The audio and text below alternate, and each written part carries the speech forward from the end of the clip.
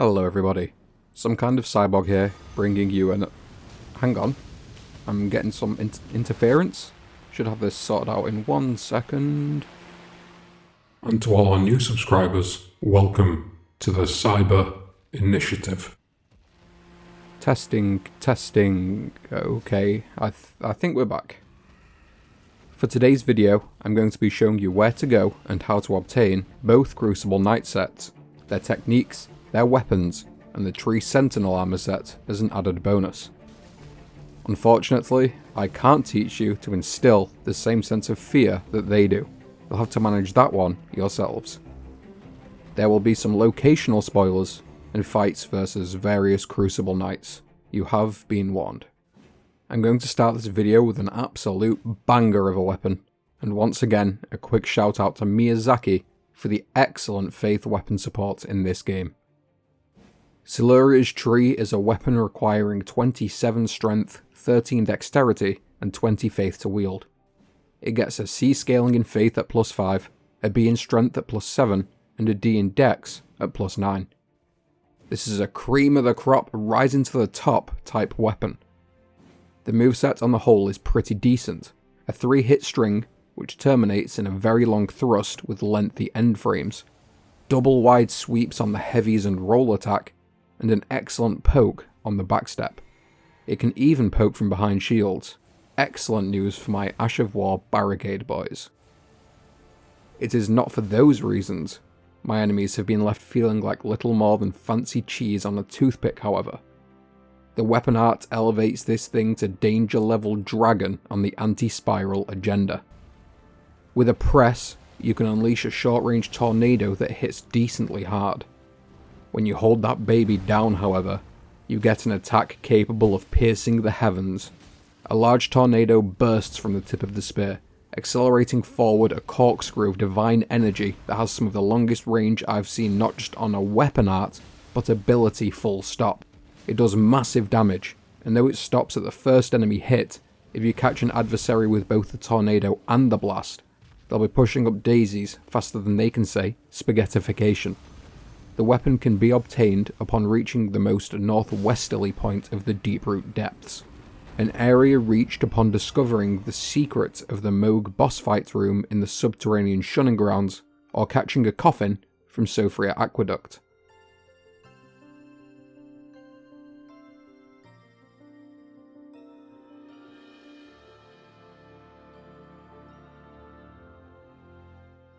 The armor set is guarded by a Crucible Knight in possession of the weapon, close to the nameless Eternal City site of grace in the area shown on screen.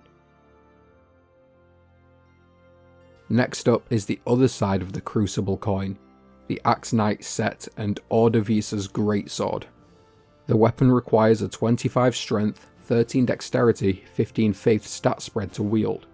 It goes to a B in strength at +2, a C in faith at +9, and an A in strength at +10. Its light attack combo consists of 4 hits and has a focus on cleaves when one-handing and overhead attacks when two-handing. The inverse is true for the heavy attack combos. It has a great backstep attack, with your character taking a large step forwards and unleashing the horizontal cleave D&D 5th edition wishes it had, and a fairly slow overhead out of rolls and crouch. The weapon art is pretty decent, and again you can tap or hold to dictate the strength of the art. Your character does their best Star Wars impression before slamming the sword down and creating a holy pulse on the ground. The overhead itself does damage, and it seems as though the ground pulse can also hit multiple times. I haven't tested the weapon extensively, but it seems pretty standard on the whole, with the weapon art perhaps being a little too slow to see practical application. I imagine with a strength-based faith build, it could become pretty monstrous when fully upgraded, however. You can find this weapon, as well as the armor set, in Oriza's hero grave outside the walls of Lindel on the far east. Fair warning, the dungeon culminates in a boss fight versus both a sword-wielding and spear-wielding set of Crucible Knights. It can be accessed by simply following the road east from the outer wall battleground. This dungeon also contains the Tree Sentinel armor set.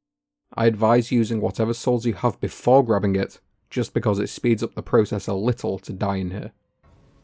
I'm going to put a speedrun up on screen now of the relevant route to take to grab both the Tree Sentinel set and the Vulgar Militia Ashes.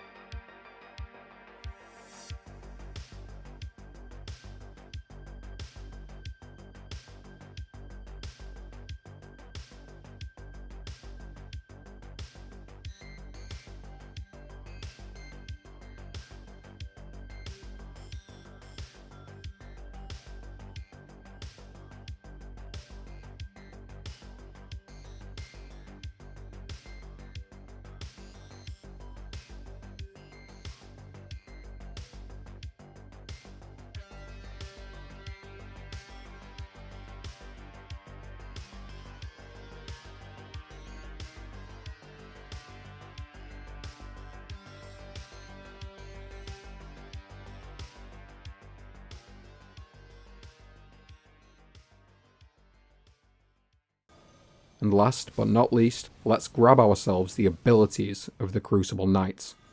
These include various bestial aspects that can be employed by dipping into a minimum of 27 faith.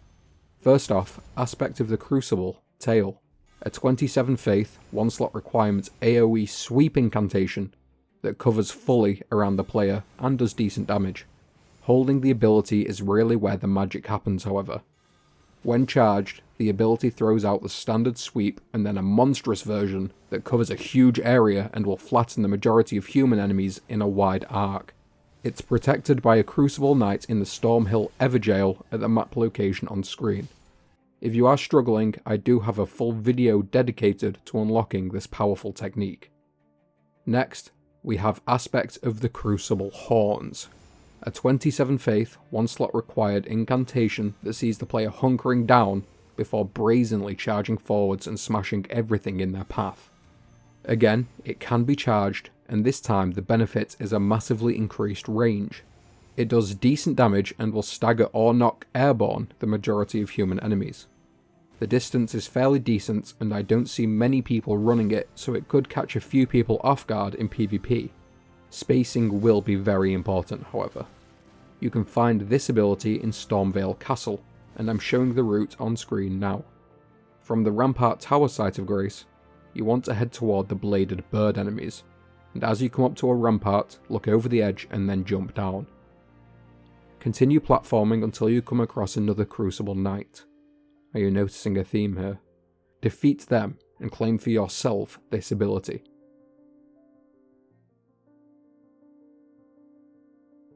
Lastly, we have aspect of the Crucible, Breath, and this ability will contain spoilers for the Volcano Manor final boss, so continue at your own discretion. A 27 faith, 1 slot required incantation, it sees the user inhaling and then belching fire in a wide arc. It does decent damage, burns quickly, and can stagger weaker enemies. Once again, it can be held, and it will see the player continuously belching fire whilst maintaining the ability to slowly move and control direction. It's a fantastic ability that when combined with a Faith and Fire tier Physic Flask can output some nutty damage. I haven't tried it with the Unlimited FP tier yet, but I imagine it slaps. This ability can be found by defeating Lady Tanith's Crucible Knight in the Rykard boss fight chamber. Once you've defeated the boss and spoken to Tanith back at the manor, fast travel back to the boss fight chamber. Once you're there, kill Tanith and her knight will spawn. defeat them and claim this final aspect for yourself. And there you go, folks. You can now stride forth with a full complement of bestial abilities in your arsenal. If you enjoyed the video, please do consider leaving a like, and subscribe if you would like to see more Elden Ring content. Until the next one, folks, have a good one and take care. Peace.